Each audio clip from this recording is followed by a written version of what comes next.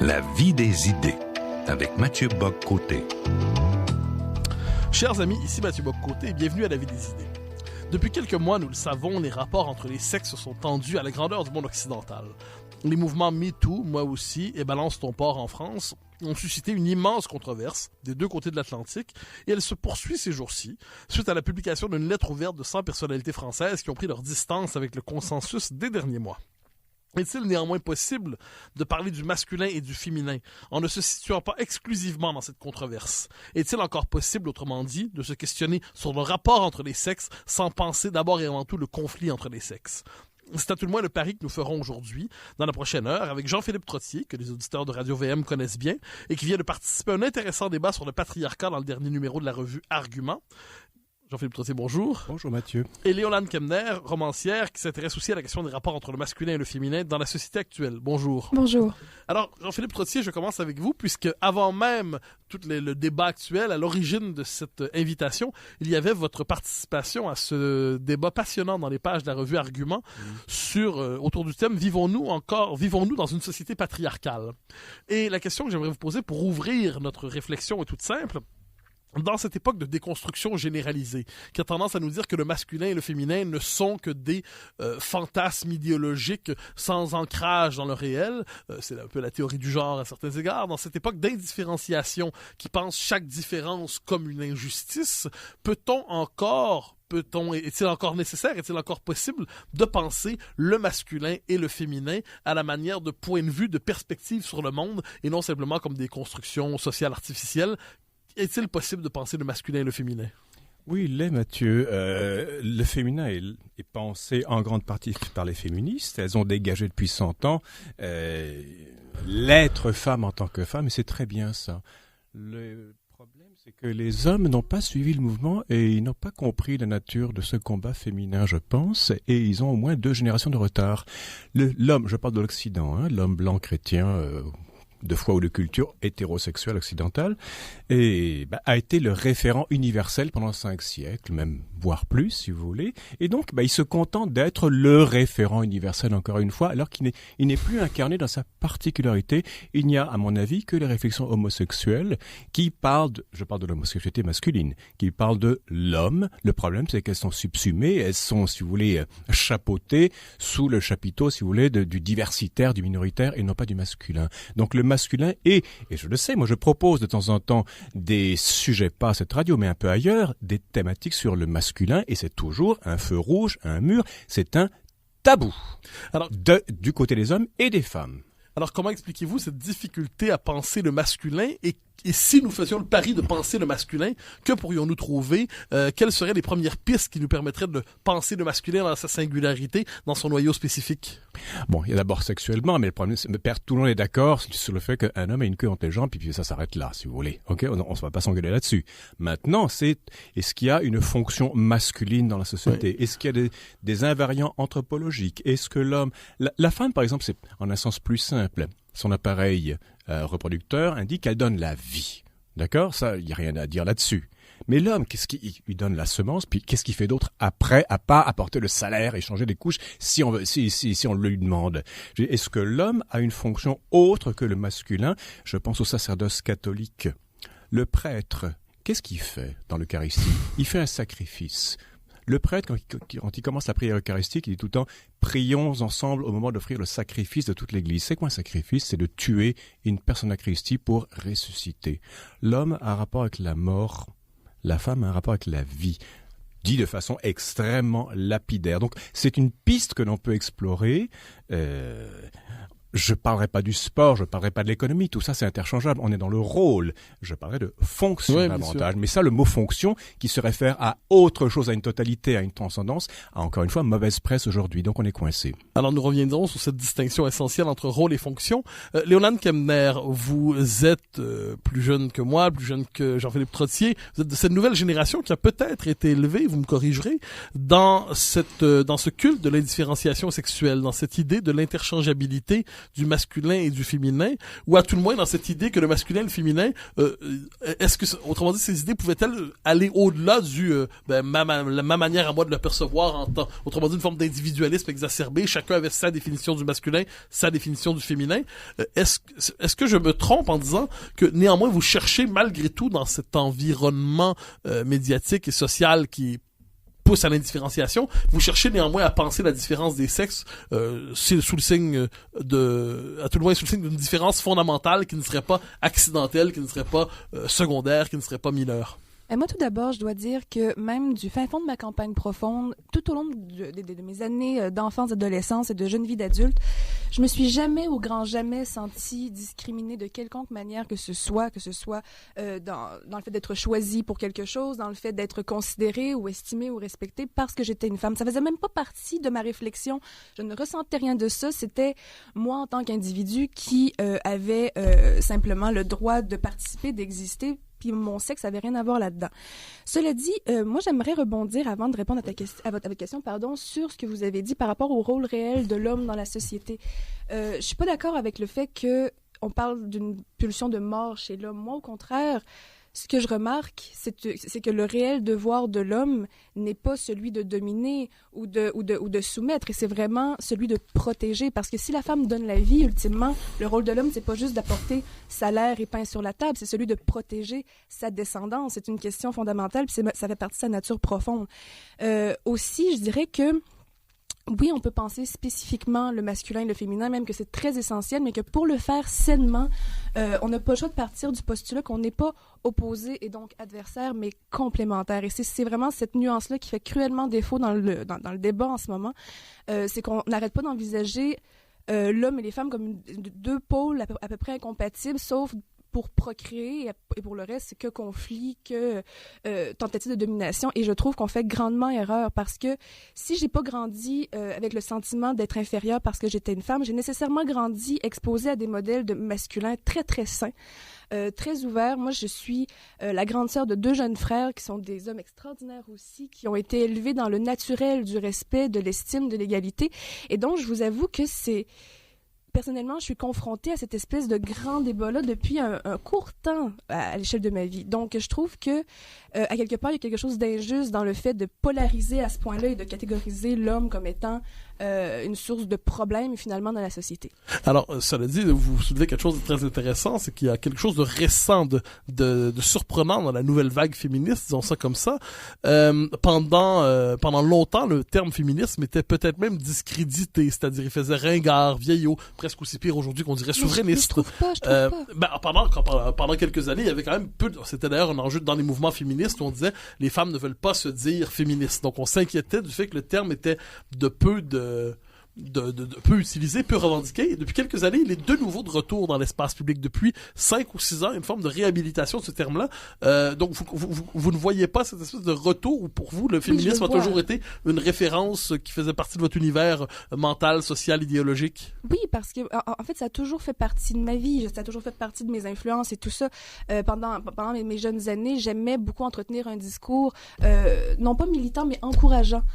Surtout au niveau du rapport au corps envers mes sœurs, mes congénères féminines.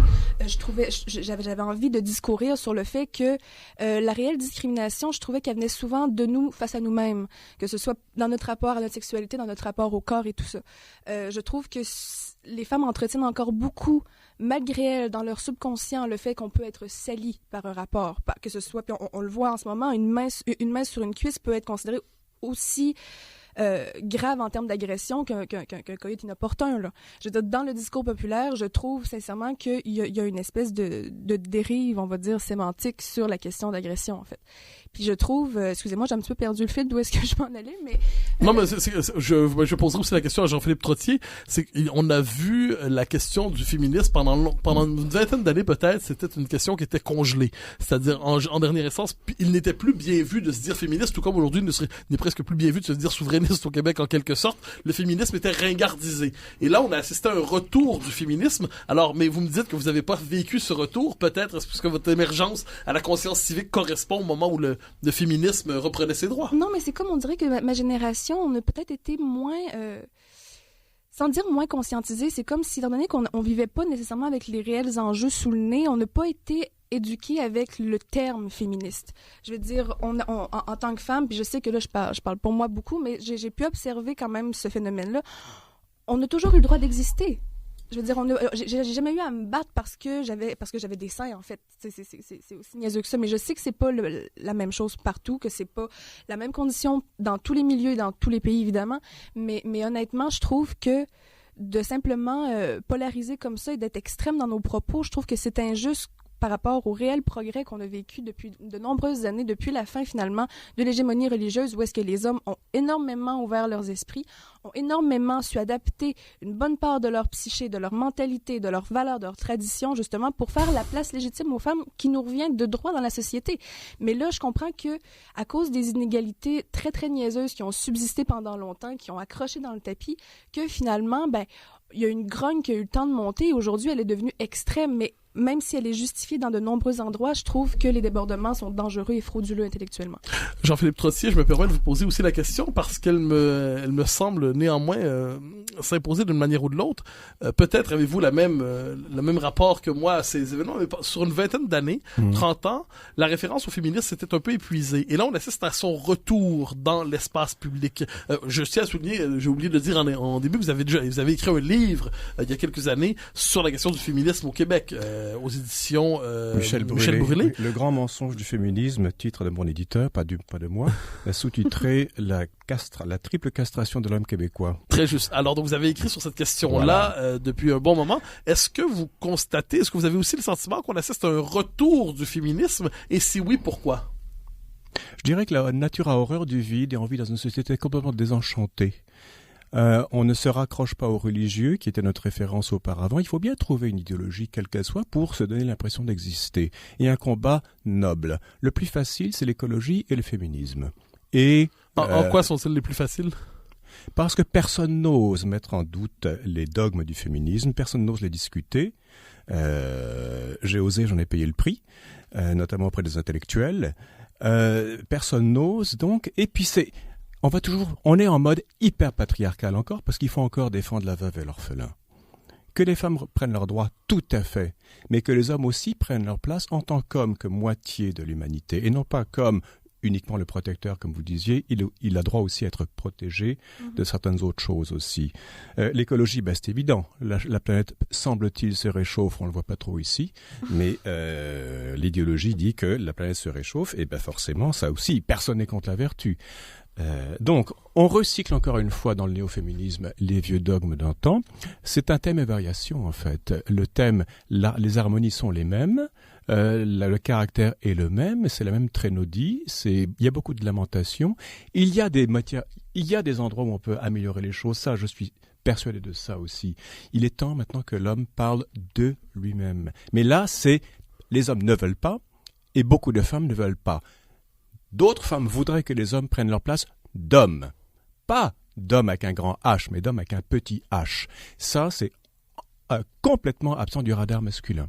Alors, vous avez développé cette idée à quelques reprises. C'est une idée essentielle chez vous, je crois, justement, cette idée que l'homme doit renoncer à sa prétention universelle pour assumer sa singularité, pour assumer son particularisme, pour assumer sa condition propre, autrement dit.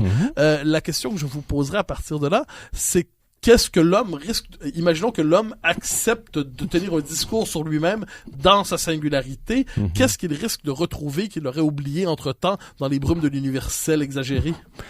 Des blessures peut-être, un sens de la finitude, un sens de la transcendance, un sens de la fonction. Vous savez, quand vous êtes le référent universel pendant 5 siècles, vous n'avez pas besoin de vous interroger sur votre salaire, sur bien des choses. Les choses sont évidentes. Et beaucoup d'hommes hétérosexuels aujourd'hui pensent encore comme ça. Ils pensent que le féminisme, c'est une affaire de bobonne et d'hystérique féminine, sans plus. Il y a beaucoup de mépris là-dedans aussi, parce qu'ils sous-estiment ce combat-là. L'homme doit retrouver, comme je disais, sa finitude, doit retrouver son goût particulier, qu'il le fasse dans une fratrie, dans le sport, dans le milieu homo, dans d'autres milieux, pourquoi pas, mais il faut qu'il Je reviens à cette notion sacerdotale. Léolane Kemner, vous avez parlé de pulsion de mort. C'est pas ce que je voulais dire. C'est une fonction de mort. C'est pas une pulsion. La pulsion est psychique. La fonction est beaucoup plus religieuse, archétypale, anthropologique, que sais-je. L'homme a un rapport au tragique.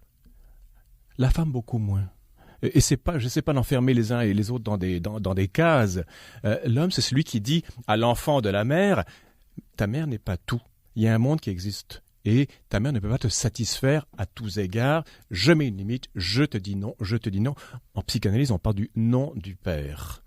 C'est une fonction essentielle. C'est un deuil suivi d'une renaissance à chaque fois. C'est comme ça qu'on grandit. Ça, c'est une des fonctions masculines. Et c'est pas un homme qui contrôle mur à mur la famille, pas du tout. C'est juste une question de séparation. Léolane Kemner, je vous relance à partir de ce commentaire de Jean-Philippe Trottier qui revient sur la question de la fonction finalement. C'est-à-dire, imaginons évidemment c'est une hypothèse, mais que le féminin et le masculin ne soient pas interchangeables. Que chacun porte sa propre vocation, ce qui ne veut pas dire qu'ils soient pas égaux, mais vous avez parlé tantôt de complémentarité. Vous avez évoqué pour le masculin, par exemple, la fonction de protection. Protection des siens peut-être et ainsi de suite. Si on devait nommer une fonction du féminin, vous vous rallieriez à la définition de Jean-Philippe Trottier, c'est-à-dire donner la vie simplement, ou vous pousseriez plus loin la définition des fonctions respectives de chaque sexe? Moi, je pousserais plus loin parce que, à mon avis, les femmes, en gros, leur grande responsabilité, c'est les sciences du foyer, les sciences du cœur, c'est au niveau de l'émotif. Je suis d'accord pour dire que l'homme et le père, en fait, est celui qui dit à l'enfant, il y a autre chose que ta mère. Et ça, je suis très d'accord parce que ces sciences émotives-là, justement, cette manière d'apprendre à vivre avec cette espèce de paquet de choses avec lesquelles on vient au monde en termes d'émotions, le père, ce qui nous aide, c'est à appliquer ces sciences de la famille-là dans la société, dans la cité, dans notre rapport aux autres. Je trouve que le père est l'individu qui sert surtout à nous introduire au reste du monde, tandis que la mère nous prépare à cette introduction-là. Et pour être moi-même un enfant qui a pu bénéficier des deux apports vraiment à part égale et de toutes les manières possibles, je trouve que c'est vraiment quand on possède les deux côtés qu'on peut réellement être en mesure de bien saisir ce qui nous entoure et aussi notre propre nature, je dirais. Parce que j'ai beau être une femme, j'ai une part de masculin très, très présente en moi, puis justement, le fait de ne pas l'avoir nié, de l'avoir, d'être partie à sa découverte aussi, a fait qu'aujourd'hui, même si j'ai grandi en étant fière d'être une femme, en étant fière de ma féminité, à l'aise dedans, reste que j'ai aussi après développé une grande empathie, beaucoup de tendresse et beaucoup d'amitié envers l'homme dans ma lecture que je fais de lui, en fait. Parce que tout à l'heure, quand vous parliez des blessures et tout ça, moi, je regrette, mais si dans l'histoire, le stéréotype de l'homme est l'individu qui n'a pas de sentiments, qui est fermé, qui est très froid, ma propre expérience de la vie m'a montré que le cœur des hommes est la chose la plus tendre qu'il n'y a pas, en fait. Et qu'à bien des égards, on est capable d'une bien plus grande cruauté, d'une bien plus grande froideur pour peu qu'on nous y pousse en tant que femme. Alors, vous nous invitez à penser, encore une fois, la différence entre le masculin et le féminin. Dans la deuxième partie de l'émission, on reviendra plus particulièrement sur les enjeux d'aujourd'hui liés au désir, toutes ces questions qui conditionnent finalement le débat public. Mais j'aimerais poursuivre un peu plus longtemps sur cette question des rôles spécifiques à chaque sexe, parce qu'elle me semble fondamentale. Aujourd'hui, lorsqu'on invite à réfléchir à la possibilité pour chaque sexe d'avoir sa propre fonction, disons ça comme ça, vite tombent les accusations de sexisme, vite tombent les accusations de pensée discriminatoire, vite tombent les accusations, finalement, les pires, qui nous disent que finalement on veut enfermer un sexe ou l'autre dans une définition très étroite et ne pas tenir compte du fait d'une diversité des hommes, d'une diversité des femmes. Est-ce que, et je pose la question aux deux, est-ce que vous sentez aussi dans l'espace public cette idée comme quoi tout discours qui prétend généraliser minimalement sur la condition masculine ou féminine est vite perçu comme sous le signe du scandale? Jean-Philippe Trottier. Regardez Mathieu, chasser le naturel, il revient au galop, je l'ai déjà dit, et avec le mouvement Balance ton porc, moi aussi et tout ça, n'est-ce pas, c'est que on veut supprimer la différenciation, la seule différenciation biologique, elle est, on n'y peut rien, puis c'est tout. En voulant supprimer ça, on l'a réintroduit, mais de façon dégradée. Dans MeToo, Madame se fait toucher la fesse gauche il y a 30 ans. Elle a depuis fait beaucoup d'argent, eu beaucoup de pouvoir, mais elle va dire ça aux médias, qu'elle a été dévastée, humiliée, elle n'a pas suivi une thérapie, elle a subi une thérapie. On rentre dans le registre de la victimisation. Il y a de vraies victimes, ça on ne discute pas là-dessus, il y a des femmes qui ont vraiment été victimes. Ça, je ne parle pas de ça. Mais je parle de la victimisation, ce qui est autre chose. C'est-à-dire qu'on a quitté les archétypes, on a quitté les rôles figés de nos grands-parents, où tout le monde était à sa place, n'est-ce pas, sans que ça satisfasse beaucoup de monde. Et on retrouve, non pas des rôles, mais on retrouve des étiquettes en essentialisant l'homme comme l'agresseur et la femme comme l'agressée. C'est beaucoup plus... c'est beaucoup plus subtil que ça. Il y a des hommes qui sont grossiers, il y a des femmes qui sont très fines, c'est très juste. Il y a des femmes qui sont grossières, aguichantes, menteuses, séductrices, manipulatrices, que sais-je, et des hommes qui tombent dans le panneau aussi, qui sont victimes de tout cela. Donc, en voulant se débarrasser de certains masques identitaires, on en a réintroduit d'autres, notamment par le féminisme essentialiste, qui a réintroduit dans l'idéologie, dans le débat public, l'idée d'identité figée et donc de victime et d'agresseur. On revient, mais de façon dégradée. Léolane Kemner, est-ce que nous avons besoin dans la vie publique de toujours cantonner un sexe ou l'autre dans le rôle du méchant ou du gentil, du vertueux ou du corrompu? Est-ce qu'autrement dit, nous sommes capables de penser le rapport entre les sexes sans nécessairement culpabiliser l'un ou l'autre selon les circonstances et les époques? Non seulement je pense qu'on peut, mais qu'on doit. En fait, ce que je trouve, c'est que c'est une clarification nécessaire dans notre compréhension, dans notre étude de ce qu'on est, nous, en tant que tel. Puis si on clarifie pas d'emblée les hommes, les femmes et tout ça, tout en se rappelant qu'on est libre d'aller d'un ou l'autre dépendamment de notre orientation, dépendamment de notre vécu, de notre bagage, de notre identité profonde. C'est pas une question d'avoir pas le droit d'être plus un ou plus l'autre, l'aspect interchangeable que vous parlez, mais dans la réflexion à la fois individuelle et publique, je pense que la clarification que je pourrais appeler presque un sexisme positif est très nécessaire parce que... Je me permets de vous... Puisqu'on va vous reprocher cette formule-là, donc j'avais tout de suite à la clarifier. J'allais le faire, mais bon. Dans le sens qu'un sexisme positif, ce que j'entends par là, c'est que des spécifications, on va dire totales, si on peut dire, que c'est très... mettons, qu'il y a une limite bien définie dans certaines choses. Une limite qu'on a le droit de traverser ou pas, mais une limite qui existe néanmoins. Et justement, c'est le fait de faire cette clarification-là qui, à mon sens, nous permet ensuite de pouvoir mieux étudier toutes nos nuances. Donner une idée de cette clarification? Exemple, tantôt quand je parlais de la fragilité émotionnelle méconnue des hommes, si on se la dit clairement, si on l'admet clairement aussi, je trouve qu'à partir de là, on est en mesure de mieux réfléchir les comportements, de mieux réfléchir les déviances en fonction de leurs sources aussi. Puis c'est la même chose du côté des femmes. Que ce soit, je veux dire, on a tendance à nous donner un petit peu le bon Dieu sans confession. Par exemple, ce que je dis, c'est qu'on n'est pas des saintes parce qu'on a souffert. On n'avait pas le choix. Il fallait vivre comme ça. C'était les mœurs du temps. Ce qu'on veut, c'est être aimé, c'est être reconnu, que notre histoire soit pas minimisée ou distordue, et de simplement avoir notre place comme telle. Donc, pour que ça se puisse, il faut définir, mais c'est quoi être une femme? C'est quoi être un homme? Puis à partir de là, c'est d'avoir une réflexion qui est saine, qui est posée et aimante. Je vous entends, mais je vous relance tout de suite, pour peu qu'on soit attentif aux débats qui circulent dans l'espace public. À l'intérieur même du mouvement féministe, on va entendre souvent l'idée suivante, c'est que l'homme et la femme, en dernière instance, c'est le paradoxe de certains féminismes, n'existent pas. Ce sont, évidemment, il y a le sexe biologique qui existe, c'est la part résiduelle de réalité. Tout le reste, ce ne serait finalement qu'un discours fantasmatique cherchant à enfermer, à assigner une identité à l'homme et à la femme. Et je donne l'exemple, on va nous dire finalement, mais chacun est libre d'inventer son sexe comme il le veut. Mais je veux bien alors, mais qui sort de l'idéologie.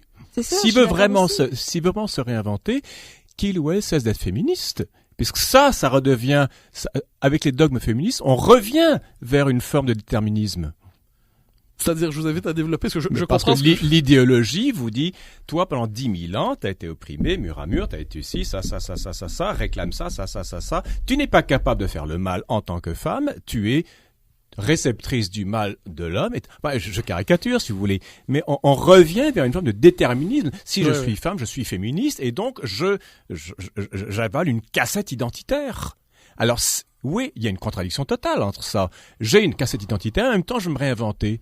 Mais si je rentre dans le temple féministe, je peux pas me réinventer. Je suis d'entrée de jeu déterminé par l'idéologie. On doit se conformer pour justement faire partie du dogme, du nouveau dogme. Je veux dire, on n'a pas le choix parce que sinon, on est ostracisé. C'est même très, très violent en tant que femme. Je veux dire, moi, je passe souvent pour une traîtresse à mon propre sexe parce que je tiens un discours qui est très empreint d'amour envers les hommes. Je veux dire, je m'en cache pas. j'ai grandi entourée d'hommes, j'ai observé les hommes, je veux dire, je vous aime de tout mon cœur, littéralement. Et moindrement que j'ai envie d'apporter une nuance ou d'apporter peut-être un autre versant pour équilibrer le discours, c'est l'enfer. Je veux dire, on me dresse des bûchers, là. Même chose pour les Juifs. Écoutez, quand Hannah Arendt écrit pour The New Yorker Eichmann à Jérusalem, elle dit, Adolf Eichmann n'était pas méchant. C'est un gars qui n'avait pas de pensée. Hans Jonas, Gershom Scholem, enfin tous les intellectuels juifs de l'époque disent « You're a self-hating Jew ». Tu es une juive qui se déteste. Donc on ne peut pas, dès qu'on embrasse une cause, forcément on doit rentrer dans toute la dogmatique, dans tout le folklore à la limite. Mais il faut rentrer dans un discours déjà préétabli. On ne peut pas avoir une marge là-dedans. C'est ça le danger de l'idéologie. Puis ce qui est difficile aussi, c'est que beaucoup de mes consoeurs vont me dire que je suis dominée, que je suis brainwashée en bon français au discours patriarcal, alors que curieusement, je me sens immensément plus libre de discourir avec des hommes, je me sens immensément plus libre de justement de m'habiter en tant que femme dans un environnement plus masculin parce que entre nous, entre filles, je trouve que finalement, non seulement il y a une espèce de... C'est un ambigu assez particulier entre l'esprit de compétition puis un esprit de solidarité absolue. Donc, au sein, en ce moment, étant donné que ce discours-là, justement, est empreint énormément de souffrance, puis quand on souffre, on réfléchit pas tout à fait à la juste mesure qu'on pourrait. C'est comme quand on a une rage dedans, on prend pas des grandes décisions quand on souffle le martyr. C'est un peu le même principe. Ce que je souhaite pour les femmes, en fait, c'est que la fracture a été faite, le dialogue a été ouvert, l'abcès a été crevé. À partir de maintenant, il faut réapprendre à se parler parce que là, on ne sait plus communiquer, on ne sait plus échanger. Puis, excusez-moi l'expression, mais si on ne réapprend pas bien vite, ça va aller mal à la chope tantôt. Mais je passe la parole dans un instant, Jean-Philippe Trottier, mais juste une question, Yolande Kemner, vous dites, quand on tient un discours comme le vôtre dans l'espace public ou même en privé, on évite ostraciser, on est qualifié de traîtresse à son propre sexe, pour reprendre vos mots. La question que je vous poserai, c'est qui vous accuse ici? Je dirais sans donner des noms personnellement, mais qui sont les personnes qui sont en position de distinguer entre les bonnes et les mauvaises femmes dans les circonstances? Je dirais, normalement, c'est les femmes qui ont le plus souffert, qui ont ce discours-là à mon égard ou à l'égard des autres femmes de ma connaissance, qui vont tenir un discours plus équilibré, peut-être, sur beaucoup de niveaux. Parce que, moi, j'aime à dire que plus une femme ou n'importe quel individu, plus la personne est virulente dans son discours, plus il manque de nuances, plus elle est agressive, pour moi, c'est l'indice de sa propre souffrance. Parce que c'est en son nom qu'elle va aller se battre. C'est en son nom et au nom de toutes celles qui ont vécu, ou de tous ceux et celles qui ont vécu quelque chose de similaire, qu'elle va monter aux barricades. Donc, je peux comprendre, il y a une grande part de moi, quand je reçois ce genre de discours-là, qui est empreint de compassion, parce que je me dis que si la personne s'est sentie agressée par des nuances que je ne veux pas, ni attaquantes, ni méprisantes, et encore moins réductrices envers la situation des femmes, des vraies agressées, tout ça, je me dis que c'est très dommage quand même. Jean-Philippe Trottier, il y a environ 1 minute avant la pause. Oui, qu'allais-je dire? Enfin, j'ai pas du tout de mes idées. Oui, je dirais que le dialogue s'instaure, que les hommes enfin enfilent leurs culottes. Ah non, l'homme, et notamment au Québec, ne veut pas. Il est ouvert, il est tolérant. Entre quatre murs avec une bière, à sa peste contre les néo-féminismes. Et j'en ai vu, moi, notamment les intellectuels.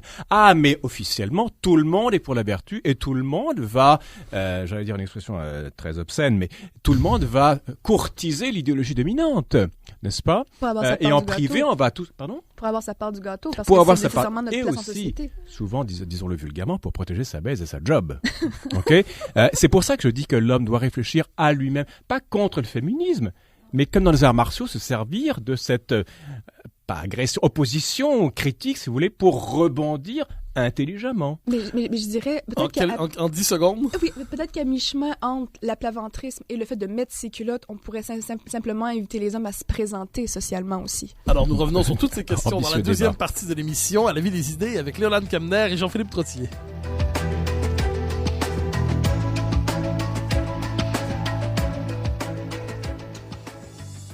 Radio VM,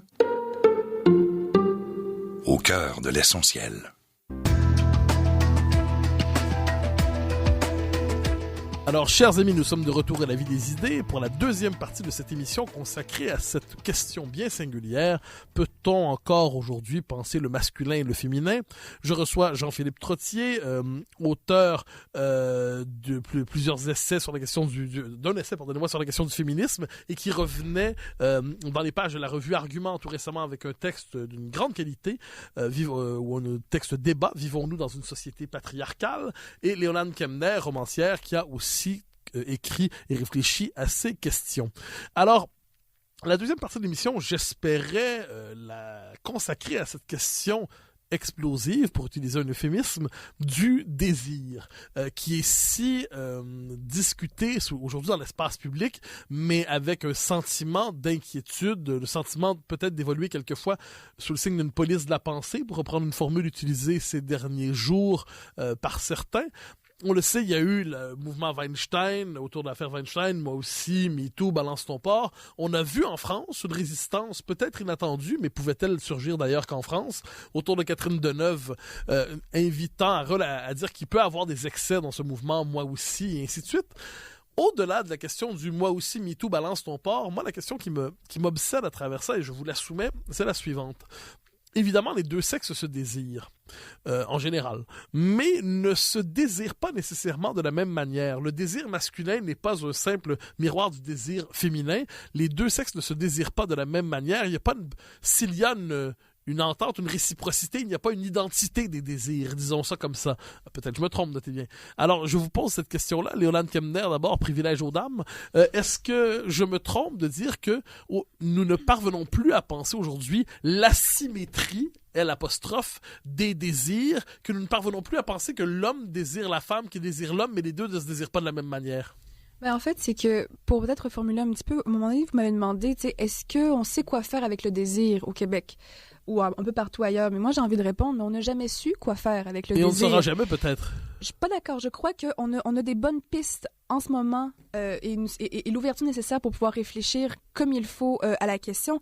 Mais à travers l'histoire, on n'a jamais su quoi faire avec le désir. On a erré tantôt d'un côté, tantôt de l'autre, entre la méthode dure ou la méthode douce. La méthode dure étant faite d'austérité, d'interdiction, de menaces, de châtiment, de déni total de la vitalité du désir dans la nature humaine et aussi dans la création d'un folklore mensonger qui a accouché de tabous qui ont encore la vie dure aujourd'hui, mais qui est quand même très intéressant à étudier pour qui s'y intéresse. Et la méthode douce, c'est l'espèce de révolte, l'abandon, une espèce d'hédonisme total aussi, puis surtout un refus de toute responsabilité sensuelle.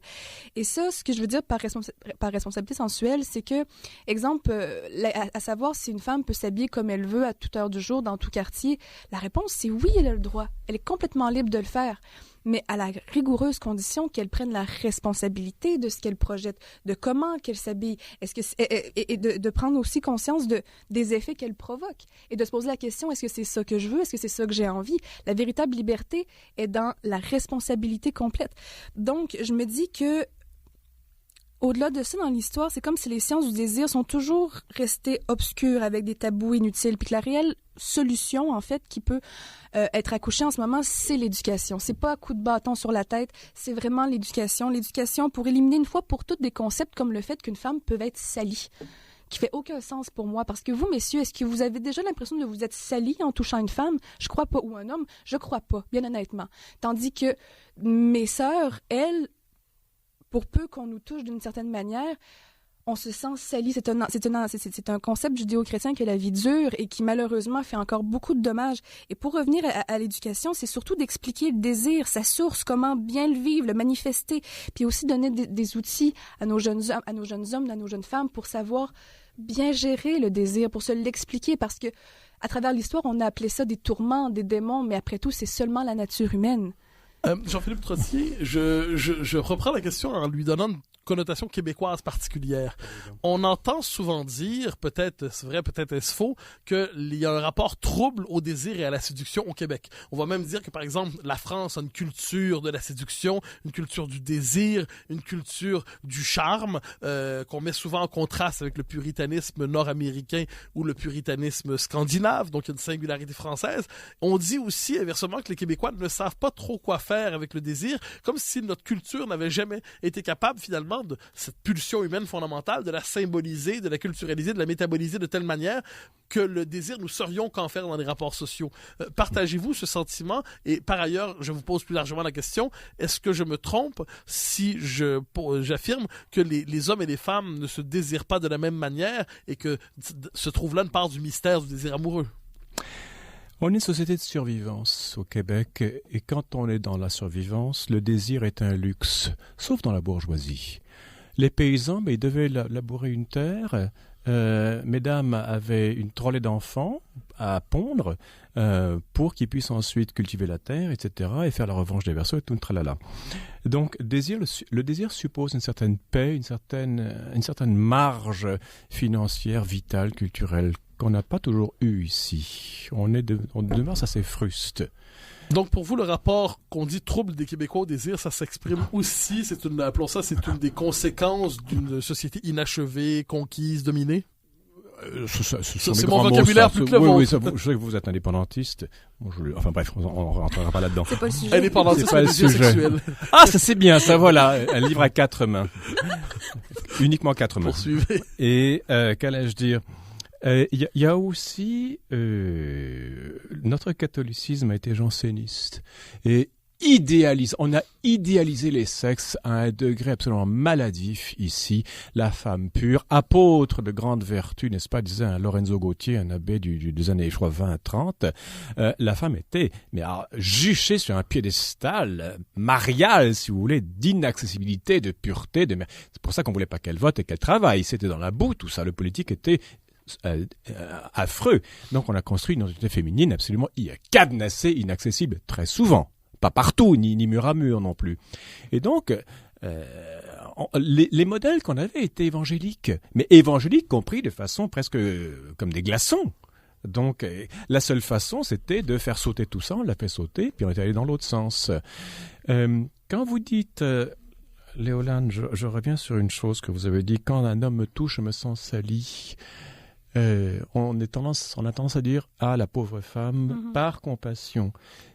Pourquoi quand un homme dit « Quand je touche une femme, je me sens sali », on dit « Ah, la femme est sale, c'est dégueulasse ». Encore. J'ai jamais entendu ça, un homme dire « Je me sens sali », donc c'est peut-être un manque de culture. Je l'ai entendu, mais ce que je dis, c'est que si un homme dit ça dans le discours public, encore une fois, on va dire « Ah, c'est la femme qui est victime parce que l'homme se sent sali, c'est la femme qui est encore sale ».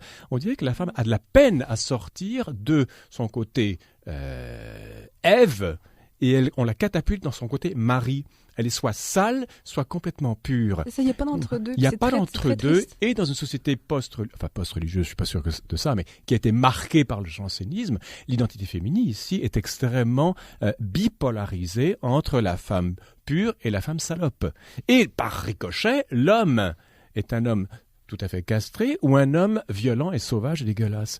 Je suis comme vous d'accord pour qu'on puisse trouver une zone tampon, une zone intermédiaire où on n'est ni ange ni démon. Effectivement. Puis aussi, le fait est que ce que sous-entend le discours que la femme puisse être salie, et ça m'horrifie, c'est que ça sous-entend que l'homme est sale lui-même. Exactement. Et je trouve que c'est une aberration en soi. Je veux dire, on est fait, passez-moi l'image, mais on est fait pour s'emboîter, les hommes et les femmes, OK? Donc, on est fait pour aller ensemble. Excusez-moi pour la spécification, mais reste que, biologiquement, c'est notre but premier que de ne faire qu'un avec l'autre. Donc, je trouve ça non seulement triste, mais hautement tragique de sous-entendre que l'un comme l'autre, on puisse avoir ce pouvoir de salir l'autre dans nos rapports. Je sais que c'est possible, et je sais qu'au nom de toutes les déviances qui existent, je sais que c'est possible de, justement, laisser cette impression d'être sali ou d'avoir sali. Mais ultimement, je trouve que c'est une fraude humaine que de prétendre ça à la base. Léolane Kemner, je vous relance la question que j'ai posée à Jean-Philippe Trottier sur appelons ça la spécificité québécoise du désir. Je me souviens je me souviens de l'avoir lu, mais j'ai pas le souvenir du livre exactement. Une journaliste française disait au Québec, ce qu'on constate, c'est qu'une Française qui arrive ici les premiers jours, elle se sent libérée parce qu'elle ne se sent pas regardée à chaque moment, elle ne se sent pas désirée à tout moment, elle ne sent pas sur elle l'emprise du désir masculin. Donc c'est une libération, et au bout de 2 semaines, elle commence à s'ennuyer de son pays en disant « Mais est-ce que j'existe encore? Est-ce qu'on me regarde? Est-ce que j'existe d'une manière ou de l'autre? » Est-ce que c'est quelque chose qui vous semble... Eh bien, vous êtes québécoise, vous baignez dans cette culture, mais est-ce que c'est quelque chose qui vous semble, une description qui vous semble exacte d'une manière ou de l'autre de notre rapport au désir? Et si oui, comment l'expliquez-vous? En fait, c'est rigoureusement exact, je trouve, parce que je trouve qu'on se méprend sur le réel caractère de la femme québécoise. C'est-à-dire que dans la sphère publique, on a tendance à nous décrire beaucoup comme des victimes, comme justement de pauvres femmes qu'il faut prendre soin absolument, tandis que au regard de l'histoire du Québec, les femmes, c'était, en bon québécois, des germaines, et au sens le plus positif du terme, parce que ça devait emmener large. Le sexisme positif, les germaines positives. Effectivement, oui, parce que ça devait emmener large. Ça devait avoir les hanches fortes puis le dos solide pour coloniser littéralement un Canada tellement difficile, tellement plein de défis. Donc, ça pouvait pas être de la femme fragile qui a pu peupler le Québec comme tel.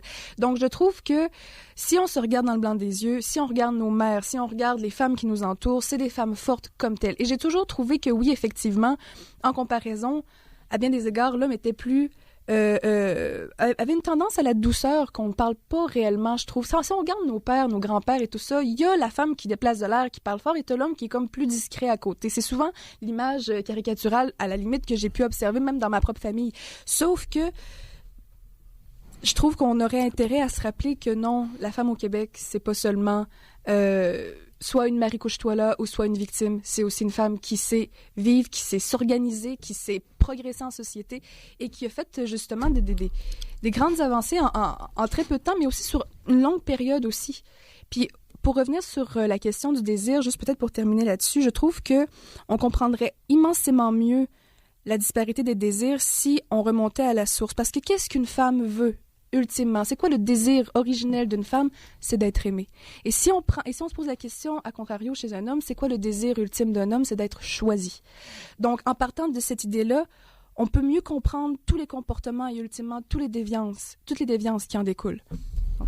Jean-Philippe Trottier, vous vouliez intervenir, je crois, sur ce qui vient d'être dit.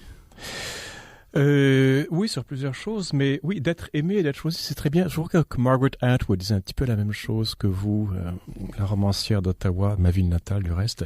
D'ailleurs, elle a sorti un texte il n'y a pas longtemps. Ouais, hein. Évidemment, elle est mauvaise, on l'a traitée de mauvaise féministe, etc. Je la trouve pas si mauvaise que ça, moi. Ah non, elle est bien, moi je trouve qu'elle est très bien. Il faudrait peut-être revenir aussi à l'idée de la parole. C'est qu'au Québec, et les hommes et les femmes ont un rapport vicié à la parole. Les hommes se taisent et les femmes... Enfin, je généralise encore une fois, mais une femme peut beaucoup plus parler qu'un homme. Un homme peut déparler. Mais la parole, traditionnellement, a été féminine ici. Et l'homme se tait. Le problème, c'est que le rapport à la parole chez l'homme est tout à fait... l'homme n'ose pas prendre la parole.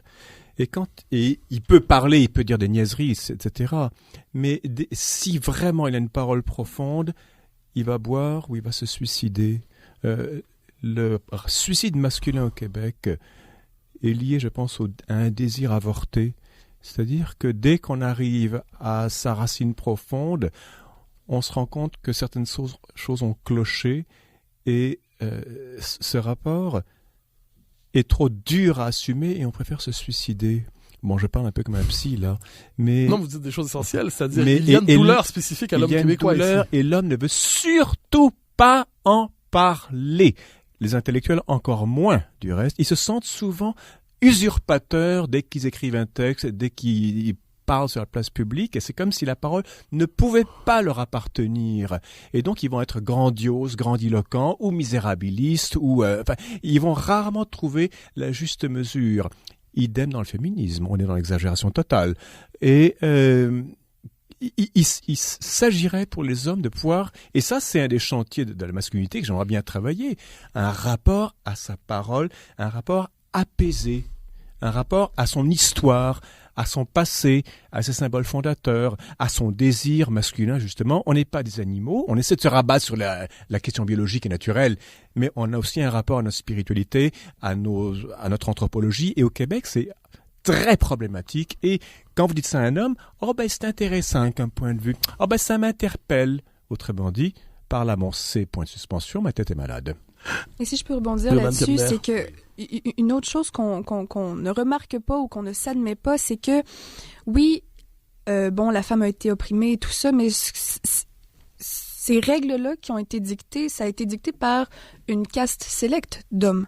Et sur une caste sélecte de femmes. Oui, aussi. Et je trouve que à échelle égale, l'homme populaire, à travers l'histoire, a eu autant pas de pouvoir que les femmes dans la vie courante, dans tout ça. Parce qu'on oublie aussi que, je veux dire, les hommes se levaient pas en se disant, tiens, aujourd'hui, moi, je vais opprimer quiconque est féminin autour de moi. Non, c'est des mœurs, des coutumes. Je veux dire, chers amis, si on arrivait en ce moment, puis c'est un peu ça qui se passe, en vous disant tout ce qu'on vous a appris est faux, est mauvais, est dangereux, vous devriez vous poser une question un petit peu parce que c'était pas nécessairement de votre faute si vous aviez des comportements X, parce que ça relève de votre éducation aussi.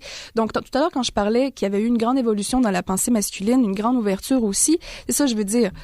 Donc... Mais Léolène Kamner, vous avez dit quelque chose d'essentiel tantôt, et d'autant plus essentiel que c'est à peu près interdit. Donc vous avez distingué les désirs, et c'est quelque chose qui est tellement, à tout le moins qu'on entend assez rarement dans la vie publique québécoise. Donc je vous inviterai à développer un peu quand vous distinguez entre l'homme, la femme qui veut être aimée et l'homme qui veut être choisi. Vous parlez ici de deux manières de s'inscrire dans l'univers des sentiments, deux manières de s'inscrire dans le monde, deux manières d'entrer en relation.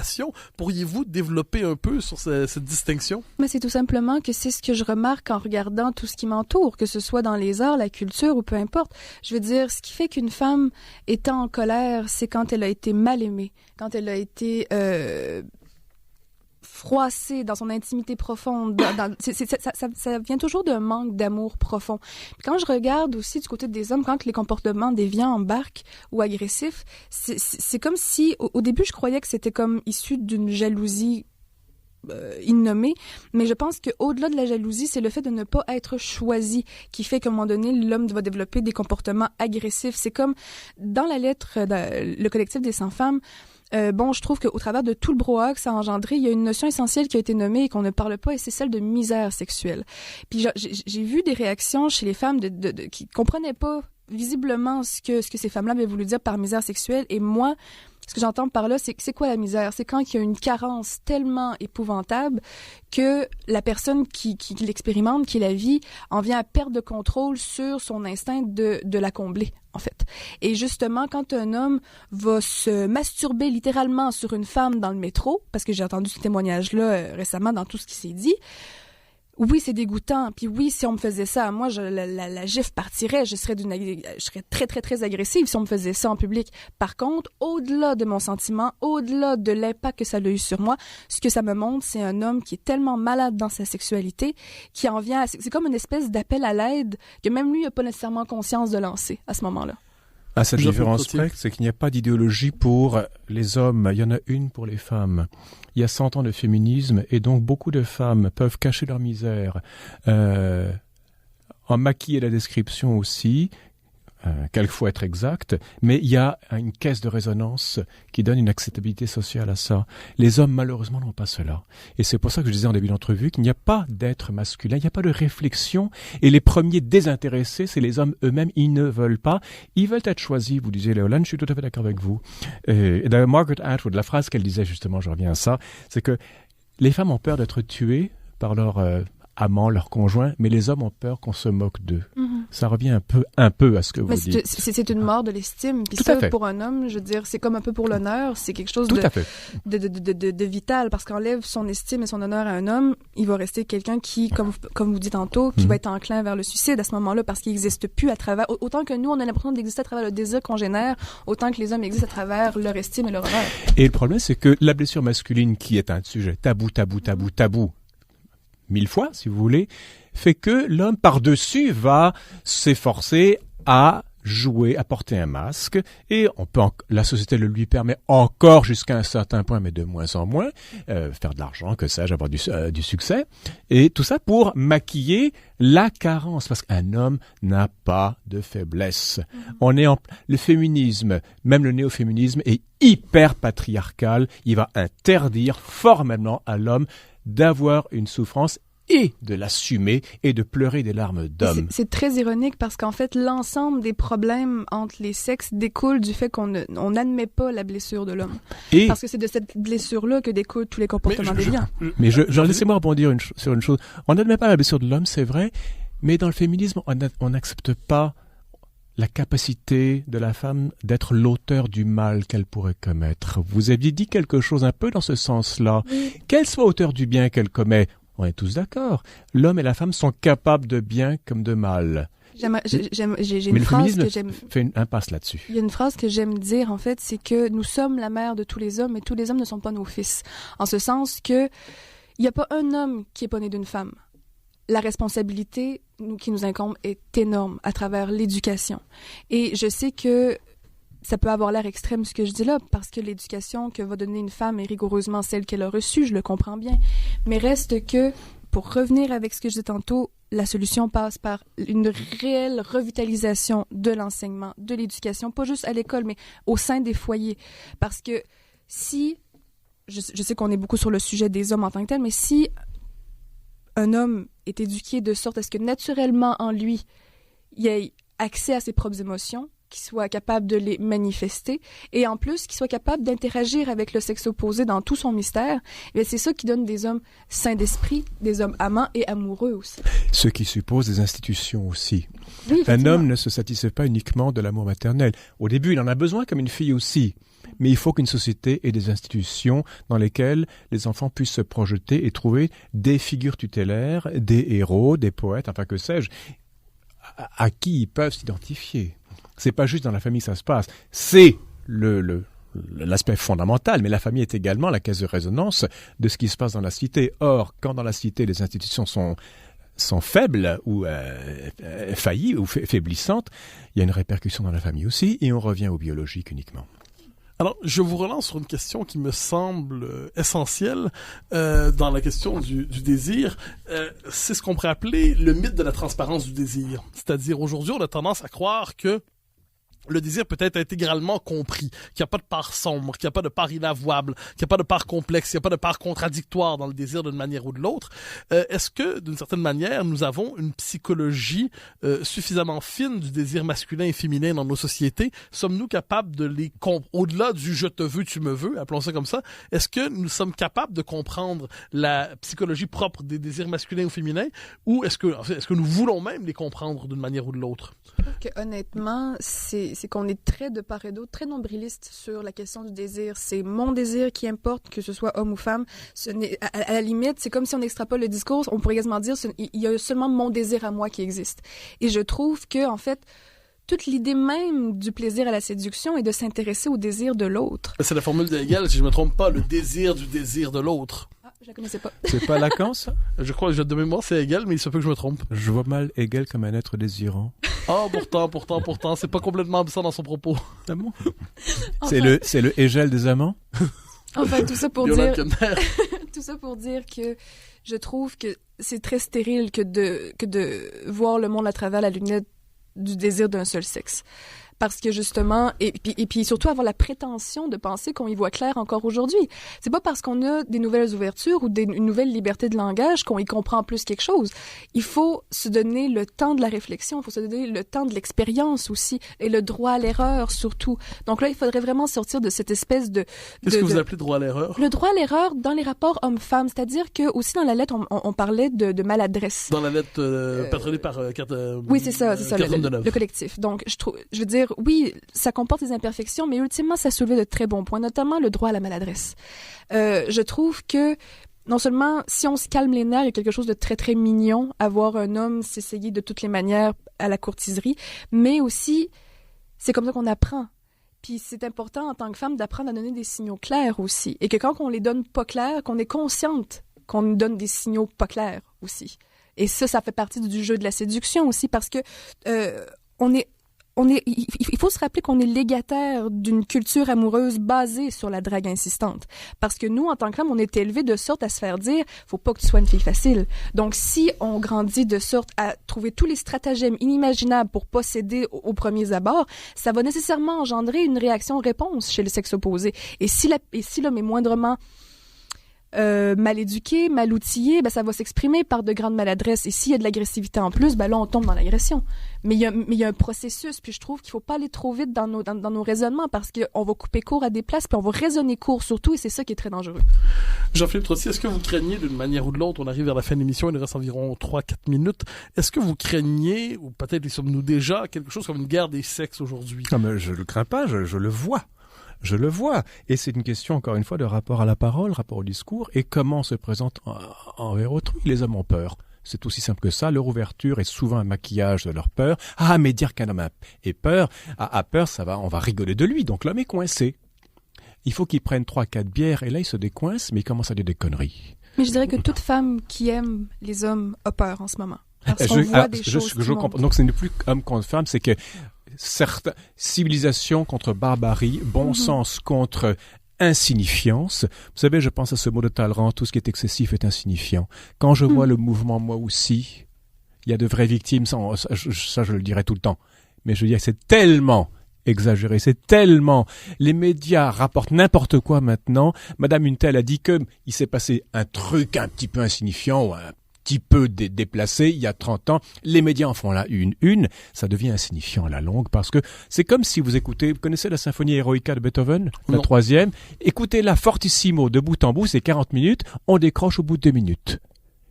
Ce qui est excessif est insignifiant. C'est ça le problème. Et Talleyrand, à mon avis, avait raison là-dedans. Alors oui, je pense que oui, je crains maintenant que si les hommes ne se reprennent pas en main, je dis pas se porter la culotte pour reprendre l'autorité, se redéfinissent en eux-mêmes. L'homosexualité peut être une voie de passage, pas une voie de garage, mais une voie de passage pour retrouver une certaine fraternité et ensuite une remasculinité. Pourquoi pas? Et une hétérosexualité. Yolande Kemner, vous dites que les femmes qui aiment les hommes ont aussi peur aussi pour eux en ce moment.